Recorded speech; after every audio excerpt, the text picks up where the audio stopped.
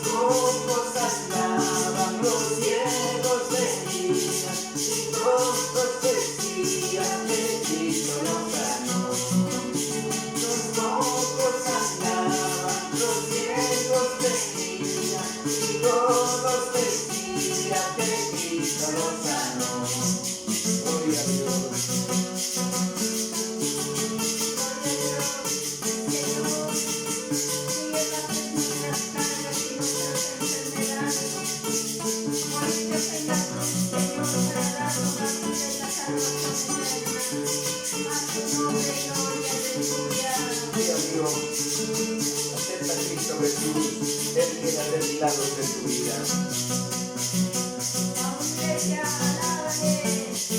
Jesús llevó mis cargas, las arrojó al mar, las arrojó al mar, las arrojó al mar. Jesús llevó mis cargas, las arrojó al mar, las arrojó al mar, las arrojó al mar.